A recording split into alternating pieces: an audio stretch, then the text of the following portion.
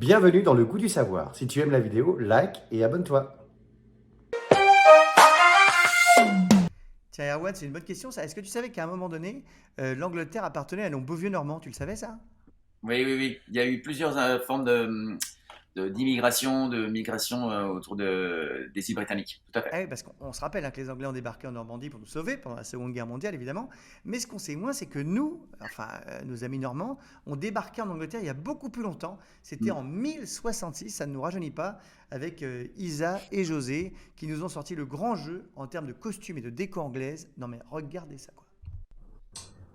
To be or not to be in England?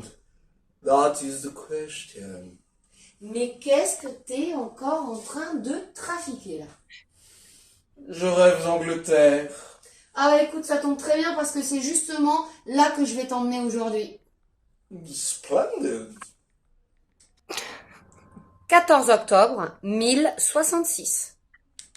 Que se passe-t-il ce jour-là? Eh bien, ce jour-là, c'est la bataille d'Hastings. Guillaume, le duc de Normandie, a traversé la Manche à la tête d'une formidable armée composée de 6000 hommes et 600 bateaux, et il livre bataille au roi d'Angleterre, Harold, dans cette ville d'Hastings. Cette bataille se solde par la victoire de Guillaume de Normandie, qui devient ainsi roi d'Angleterre.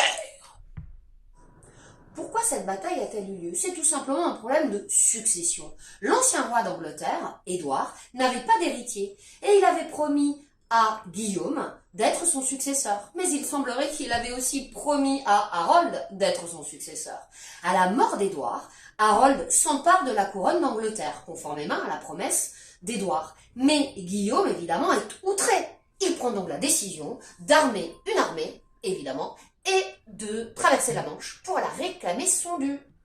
Elle est forte.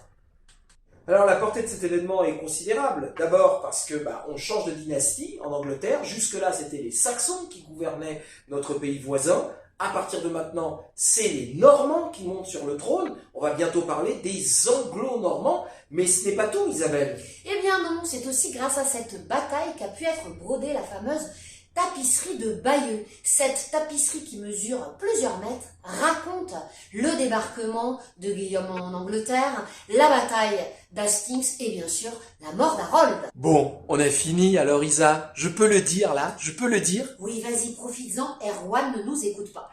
My Taylor is rich. Your tailor is rich. Eh ben, si Erwan t'écoute, pas mal leur accent, hein? Oui, très bien, très très bien. Bravo. Well done. Bravo, on peut aller la voir en tout cas cette tapisserie, elle est magnifique, moi j'ai été la voir et c'était assez incroyable. Allez, comme toujours, on a appris plein de choses. Merci à vous. Maintenant Cécile, ça va être ton tour, ça tombe bien parce que je vais te dire avec tout ce qui m'est arrivé ce matin, la course partout, j'ai quand même fait 6 hôtels, Ouais. j'ai couru pendant 1 heure, enfin je suis éclaté, donc j'ai besoin de calme et le calme mental, c'est ton dada, tu vas nous expliquer tout ça.